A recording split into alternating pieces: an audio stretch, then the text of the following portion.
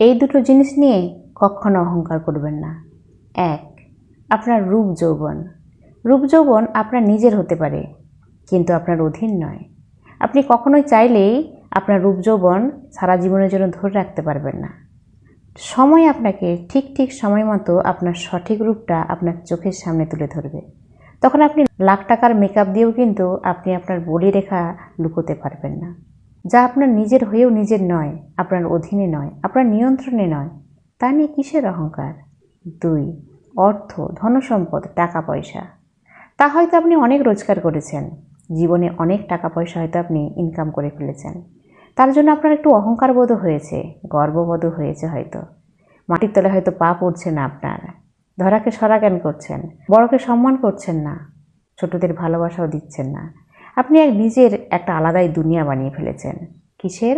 অহংকারের দুনিয়া, গর্বের দুনিয়া। একটা আলাদা জগতেই আপনি বসবাস করছেন।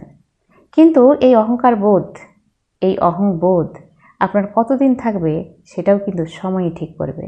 ধনসম্পদ, টাকা পয়সা আপনার নিজের হতে পারে, কিন্তু তা আপনার কাছে থাকবে কি না সেটাও কিন্তু সময়ই ঠিক করবে।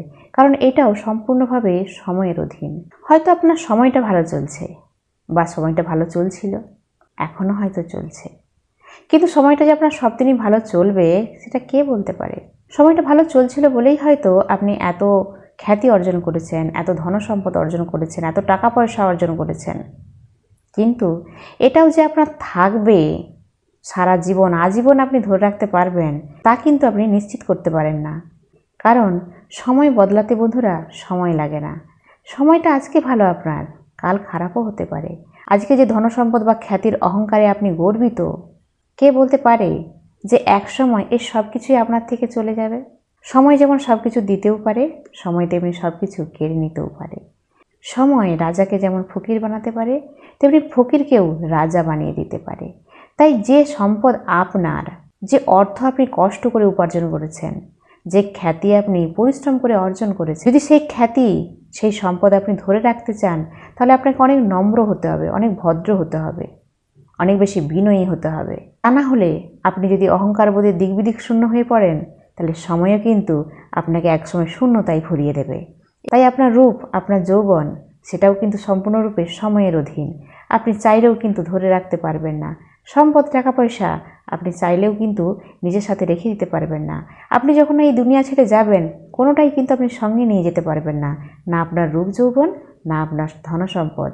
থাকবে কিন্তু আপনার খ্যাতি, আপনার যশ, আপনার কীর্তি, আপনার কর্ম।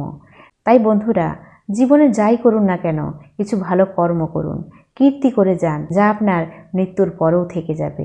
আর রূপ দিয়ে যদি আপনি দুনিয়া জিততে চান, তাহলে কিন্তু একটা সময় আপনি হেরেই যাবেন। ধনসম্পদ, টাকা পয়সা দিয়েও যদি আপনি দুনিয়া জিততে চান, সেখানেও আপনি হেরে যাবেন। তাই বন্ধুরা, মনে ভালো বিচার রাখুন, ভালো কর্ম করুন, ভালো থাকুন, সুখে থাকুন, শান্তিতে থাকুন, এবং মন থেকে অহংকার বোধ ত্যাগ করে বিনয়ী হয়ে উঠুন। দেখবেন আপনি মানুষের মনে অনেকখানি জায়গা করে নিতে পেরেছেন, এবং মৃত্যুর পরেও আপনি আজীবন তাদের কাছে এক সুন্দর চরিত্র হয়েই থাকবেন।